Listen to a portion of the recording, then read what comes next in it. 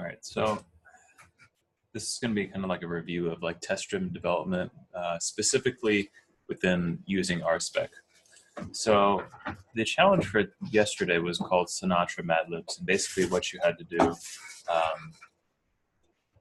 was basically recreate this functionality where you refresh the page, where you have a bunch of forms on a page. This is a very, very simple site. This is, well, it's even out of date, but I'm sure this person makes money on this website because it's just so old. It's a kind of an interesting story.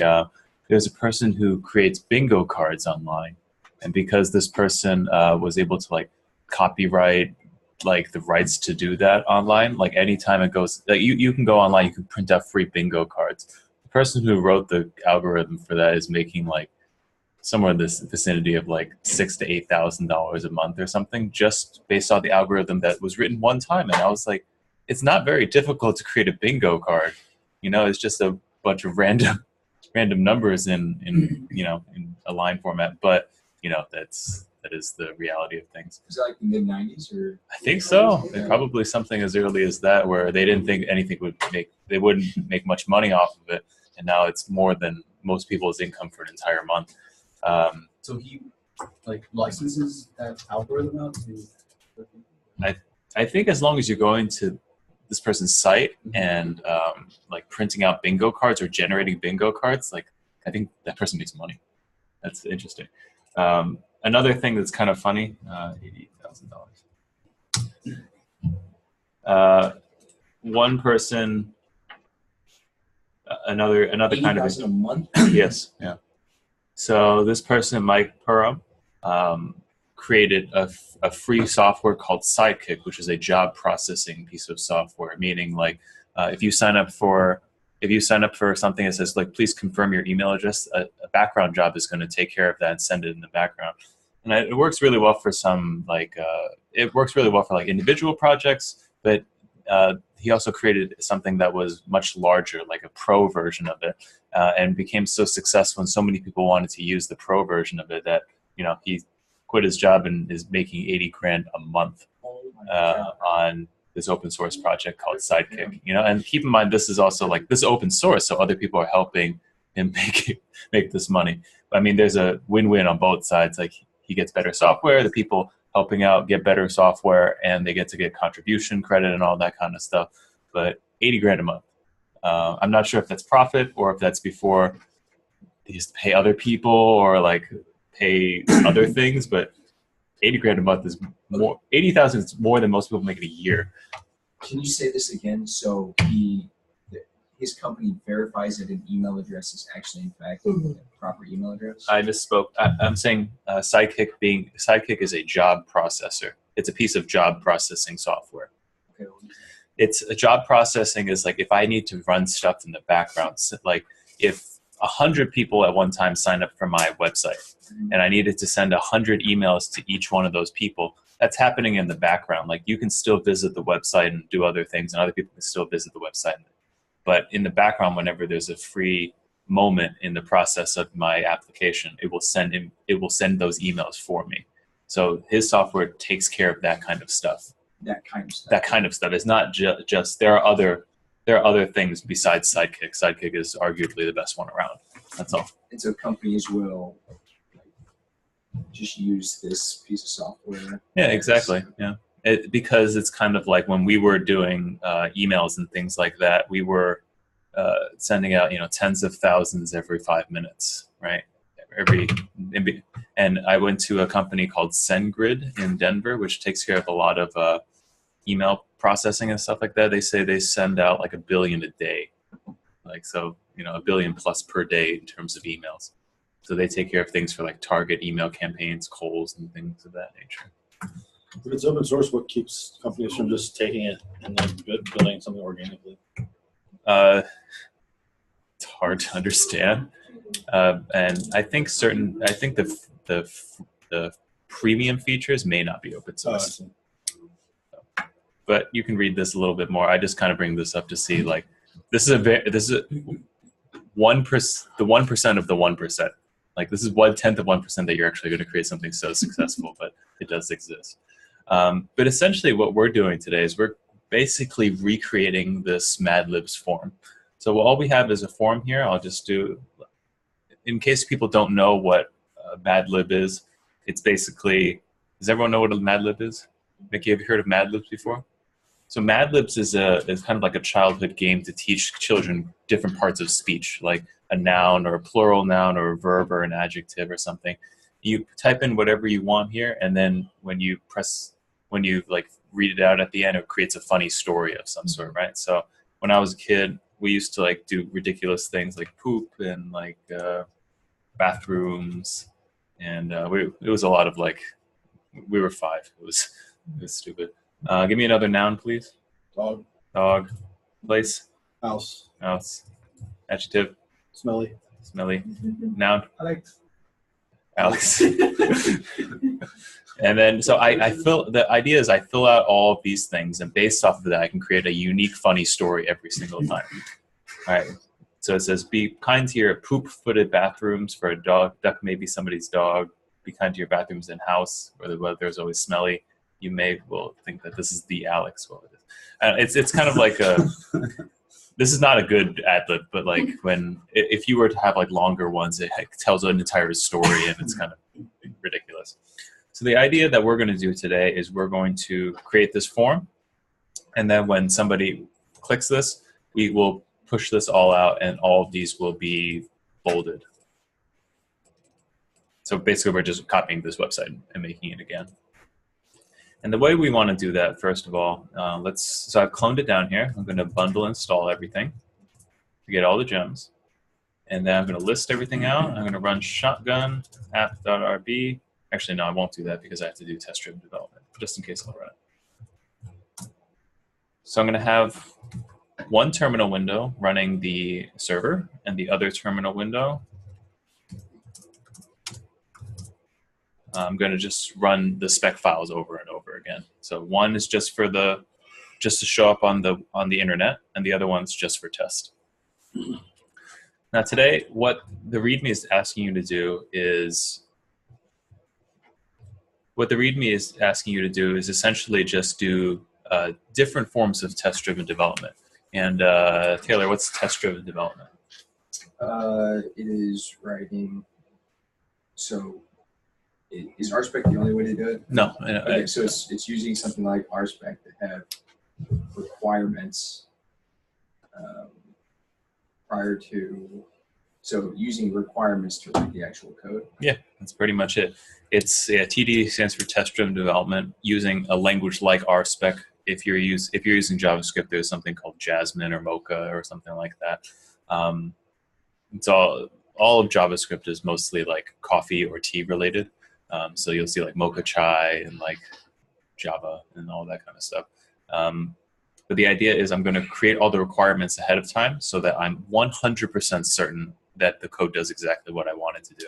Now we're going to start doing it. It's going to take a very long time, as you'll see. And people who follow strict test-driven development means that I never write code before I write tests. So I write all the tests first, and then I'll write the code. And that's kind of what we've been trying to instill in everyone, because whether or not that is the best way to write software is not the point. The point is when you go to interview, people want to hear, oh, always do tests first. I always do tests first. That's like plus 50 points in their book. If there is a underlying like thing for that. So I'm going to run over here to my app spec. Go ahead. Just to be a devil's advocate, can you write the exit tests before? What is exit tests? The one where they skip over? What's that? You know, the test that skips over or actually skips over that individual test, the XIT. Yes. Yeah. The pending test. Yeah. Yeah. Like I mean, is it enough to write just pending tests before? No. So the pending test will tell you all the things that you can do, but you have to write the actual test before you write the code, and that's like very, very strict TDD. So first things first, if we take a look at this, I want to, when I visit the website, I expect there to be some sort of text on the screen and all of these different fields that I'm able to fill in. So I'm going to write that I'm going to write the test. I'm going to write the test for that first. So we're going to follow this given, when, then type of mentality that we thought of yesterday. So given is like, what do we need to get started? Wow, no one could see that. I just realized. Color scheme. Ooh, it's aggressive, but everyone can see it at least. All right. So, all right. So given is like, what do we need to get started? Do we need to do anything ahead of time?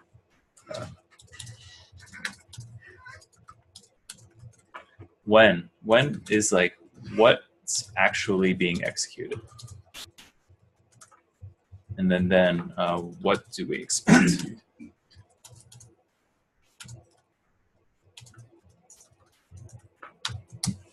All right, so given. So I want to visit the home page, and I expect the home page eventually to look something like this. Do I need to do I need anything to be set up ahead of time, or can I just visit the website? I'll give you a hint. It's one of those two options. Just be able to go there. Yeah, I should just be able to go there. I don't need anything to be given. I'll keep this in here just because I'm going to copy and paste it over and over in other ones. So what's actually being executed? What would be an example of something like if it had to be given? Sure. It's like saying, like, if I wanted to, let's say I was testing the ability to change my password on my login page, right? What do I need to do in order to get to that login? Like, so you sign up for Gmail and you want to change your password. In order to get to that point where you can actually change your password, you have to log in. You have to visit the website, you got to log in, and then you have to click the link that says, like, change my password. Yeah. Okay. So it's like this one, I don't need to do anything to get started. Intro, It's just the intro. Exactly. Yeah. So what's actually being called? I'm going to make a get request to slash. Slash means the home page, the root page. They're all the same thing. So get slash. This is the root. What do I expect? So I'm going to expect last response. Remember, last response comes for free. Dot body to include. Oh, maybe it's like welcome to Mad Libs or something. And just like a bunch of different statements, what do you expect to see on there? So I expect there to be welcome to Mad Libs, and then maybe I'll have something for noun one, maybe something for like noun plural, noun place, adjective, so on and so forth. So last response is what technically? So last response is I've made the request, right? I've sent the request over, and it's always a request and response cycle. So I've sent a request with this get slash. Yep. Last response is the last response that came back to me. From the server? Yeah, exactly. So it's like last response, the variable holds that entire response that comes back from the server. So it's like whatever I get back, I expect the body of that to include welcome to Mad Libs, adjective, we'll just do like plural now. So by doing that, we are dictating what the server is responding with. No, we take what the server is sending back to us and saving it into last response. Well, not us, but Sinatra takes care of that for us. Yeah. So Sinatra says, okay, last response I'm going to save that variable is going to be saved as whatever the response from the server came back. All right. So I'm going to run this pure TDD, and it's going to take forever, but bundle looks like RSpec, and it's red. Remember that idea of red-green refactor? So it's red right now. Now I'm going to actually write the code to make this work. So I'll have my... Did the lights go off individually, like up front or down? You can turn them off if you want. Is that okay with everybody? I will wake you up if you fall asleep. How's that? All right. It's already done. All right, so remember I just ran it, and it said expected last response dot body to include welcome to Mad Libs, and instead I got something called not found. It fails first because I don't actually have that route quite yet. So the next thing I'm going to do, I'm going to create the actual like create the actual route. So I have get slash here. So I'm going to do ERB of, maybe I'll call it homepage or something like that. And then from there, I'm going to need to create a new folder for views. All of my stuff is going to automatically go under views here. I'm going to create homepage.erb. And I'm just going to have all of this stuff show up on the page. Maybe I'll just have a H1 of welcome to Mad Libs. And then probably a form of some sort to have all of this stuff in there. Now, I'm not a robot, and I don't have all of this memorized, so I'm going to instead just grab the form from one of the old curriculums.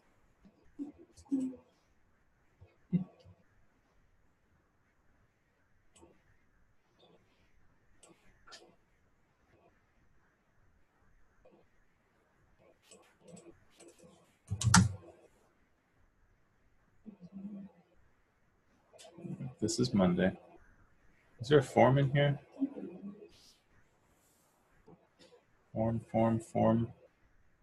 Form? Yeah, there it is. Okay.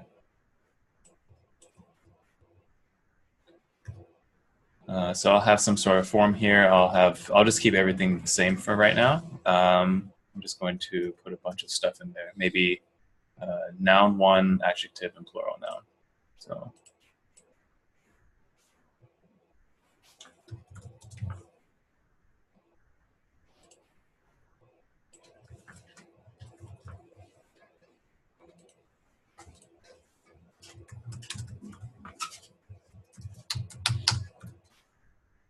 All right, so my test was failing. So because I haven't actually written the code for it yet, so I put a, I created my actual route for it. It led me to this homepage ERB, the view file, and then I just have H1 in there with a form. If I run this test now, hopefully everything will pass. It blew up. It says that on line 6 of app.rb, there's an unexpected syntax error. I needed an end. So let's go back to app.rb line 6. I think I'm missing a do.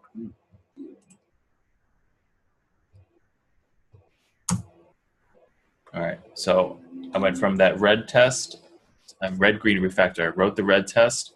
I failed it. I wrote the code. I ran it again. And now it's passing. So red-green refactor. People who usually like large companies with tons of budgets can do this. So like a Pivotal Labs, like Pivotal was writing stuff for Allstate Insurance. That's going to be a client for like 5 to 10 years. Like they have the flexibility and the budget to like say like I'm just going to write all the tests first, and that's honestly a better way of writing software, because down the road you've accounted for every single case. So whenever you add any new code and something breaks, you can like basically see that's going to happen before you push into production. If you don't write tests at all and you push stuff in and stuff breaks, you don't know why it's broken. You have to figure that out yourself. So there's good and bad to both things. The development's going to be a little bit slower on doing this firm test-driven development, but you're going to have less bugs down the line. That's why people do it. Seems like for front end stuff though, where a page is constantly being changed, it'd be more of a hassle.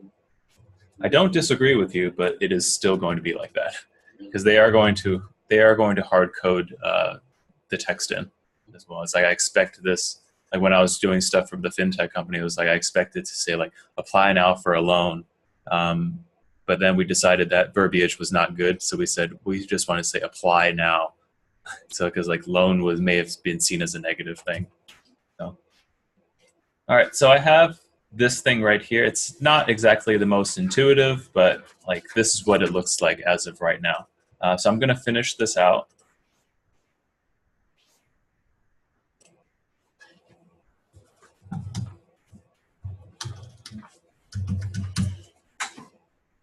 I'm going to finish this out. So I have noun 1, plural noun, noun 2. I'm just going to kind of figure this out. Actually, I have it right here. All right, so I have noun, plural noun, noun 2.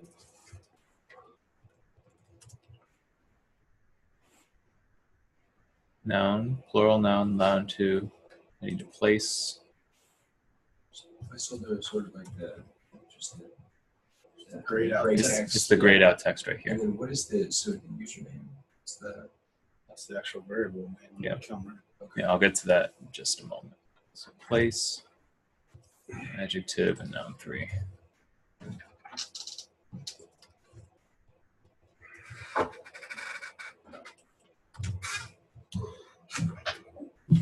All right, so I have noun 1, plural noun, noun 2, place, adjective, noun 3. So it matches up perfectly with this right here.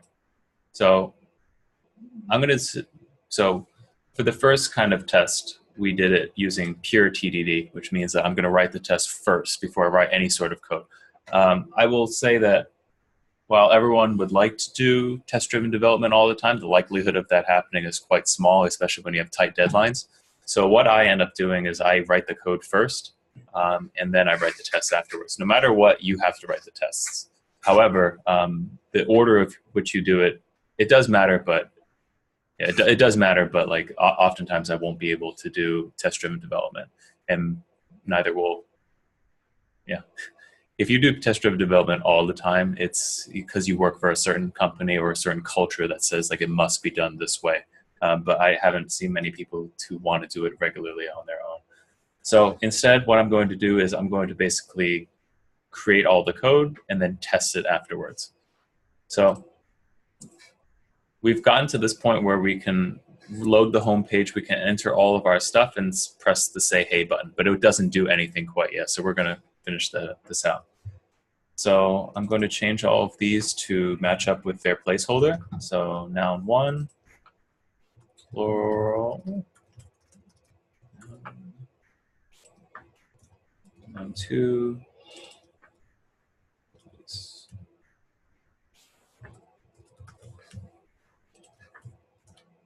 You're intentionally keeping those lowercase. I am intentionally keeping it lowercase, and I'll show you in a second why.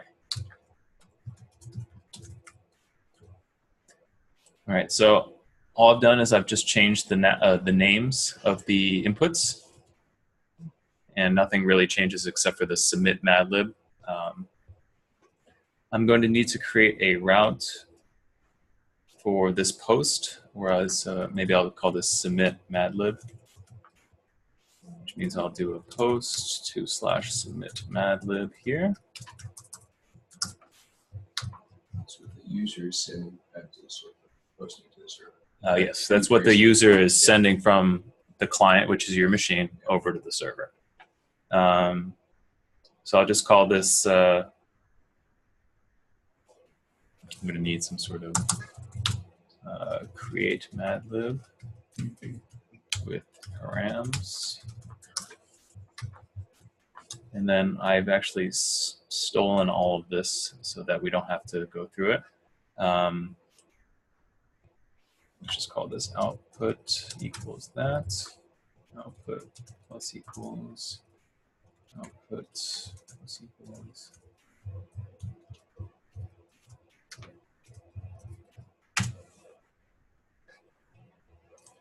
All right, I'm going to put a binding prior right here. And before I do anything else, I'm just going to show you why we named the things the way that we did over here on the form. So if I refresh this page, I do poop, bathrooms, dog, house, smelly, and Alex. I think those are the ones that we used. I hit submit madlib.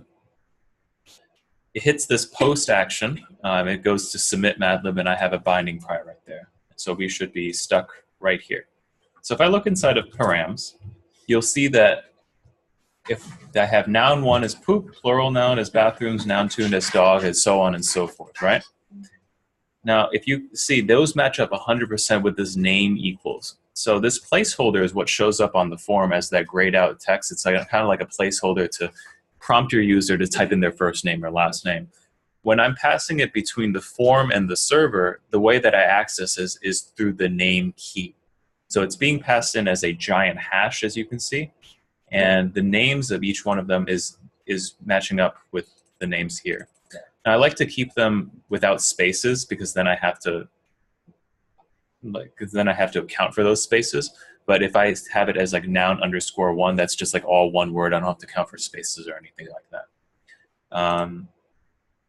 So with that, since I have params available, I'm going to pass it down into Mad Libs, and I'm just going to kind of get rid of all of these plural nouns, noun two, and so on and so forth until I get a output the way that I want it. So this one is not terribly difficult. I just have to go here, just do params like that. I think this is noun one. I think this is a plural noun.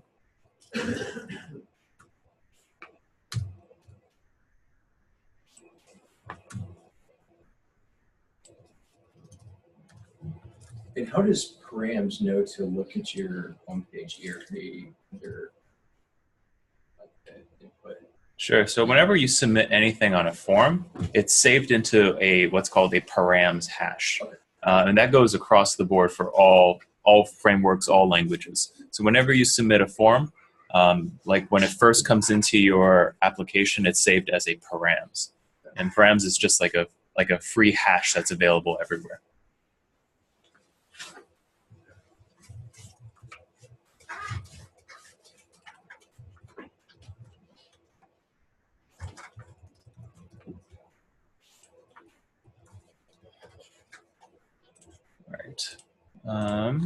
So I'm going to basically create noun two, thanks. Plural noun, place, adjective, noun three. All right. So I'm going to call this madlib equals create madlib params. Go ahead. The last output? Yeah. What is that? Okay, why'd you just do, okay, so you have output equals output, or plus equals. Mm-hmm. So why is the first one output equals, the rest of them are plus equals, and then you just call output? You gotta create this variable before you get onto it. Yeah. So I have a string to start us off, Okay. and then I'm going to just keep adding on to that string. Yeah. Okay. And at the very end, I want to output the whole The entire thing. Yeah. Okay. So that's why I put it at the bottom. Okay. The last line that's evaluated here is the last thing that comes out. That have inherently returned output since that's the last thing that's It might, but I don't, for the sake of time, I don't really want to figure that one out. I'm pretty sure this will work on its own because I don't need to do output like this, but just to be 100% certain, I'm going to put output at the end. And then you just wrote, okay, another post submit madlib, which is the function you just created, right? Yep. Okay.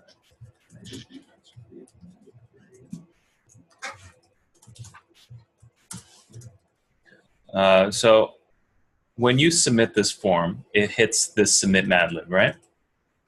From there, I'm going to create a local variable called madlib, which will be the output, like the whole madlib.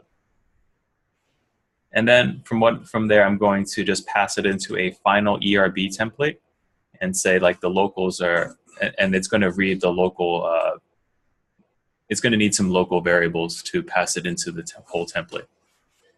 So I'm going to create one last one called final madlib. I'll just call h1 final madlib, and then I will just interpolate madlib in a paragraph tag. And if all goes well, I can exit here. I will get rid of, there's no more prize. Let's go back to slash.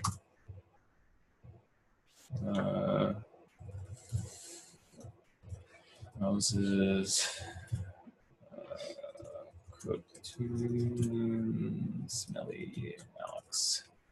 Sorry, Alex, you're going to make it into all of the madlibs. When I hit the submit madlib here, be kind to your poop-footed houses. For a duck, maybe someone's pee, be kind to your house, and so on and so forth. Obviously, I have some issues with formatting here. I don't have any punctuation, no spaces or anything like that. But yeah, this is the idea of how to solve this problem.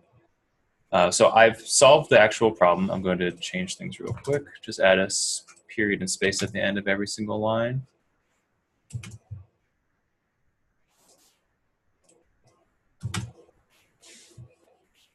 And then now I'm going to write the test for it. And I'll do it real quick just so we save some time. It creates a Madlib successfully. I'm going to do this given, when, then thing again. So this one's a little bit different. We do need something ahead of time because we're not going to, there are tests available where you can like click on, like you can ask the test software to click on different things and, you know, fill out different forms. So we're not going to get to that particular thing in this course because it's a little bit more advanced than I'd like to be right now. Let's see, it's called Capybara, exactly, yeah. It's not difficult to write those tests. I think it's just like, I think it's literally just click on blah and fill in or something like that. But it's basically you're telling the computer exactly what to do. But for us on this one, we definitely need to have a particular, like we need to have params set up ahead of time because we're going to post directly to this submit Madlib. So we need stuff ahead of time, and luckily we have it right here. So I'm just going to say params equals this giant mess of stuff. Yeah, that's fine. So this is something I need ahead of time because I'm not filling out a form or anything, so I need to have this params hash set up ahead of time. Then I'm going to post to submit Madlib with the params that I've already created. So I'm posting with it. When you post, it expects some sort of parameters to be passed along. Then I expect the last response body to have like to include be kind to your it looks like, yeah, I think actually this works on its own. Let's see if that works.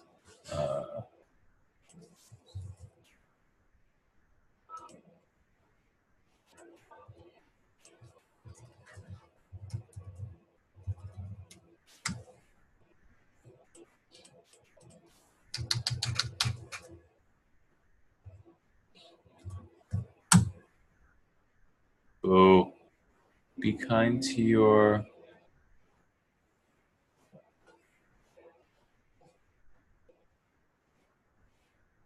I don't see what the issue is to include be kind to your poop-footed bathrooms. Substitute. I don't think it did. Yeah, I'll just substitute myself.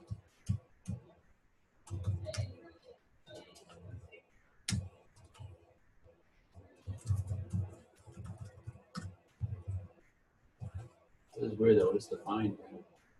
Yeah, we'll find out if this one works. Okay, I just had to hard code it in myself. There's probably a better way of doing it, but I did want to like be respectful of the time. So you can kind of get the idea. In terms of this challenge was meant to more or less just copy this website, and this website is very simple to make. You know, just you fill out something, it has a form, and it just interpolates it on there. There's two ways of writing tests. One of them is doing things using test-driven development. I'm going to actually write all of the tests ahead of time, and then I'll write the code. This leads to less bugs down the line, more like you have a larger view of what the application is doing. Or there's another option that you can do called just like, you could just develop stuff first and then write tests later. So that's what we did with the second one. I knew what I wanted to do. I just kept writing code until it worked. And now I'm going to create a test to ensure that it works, to have like a stamp of verification on there.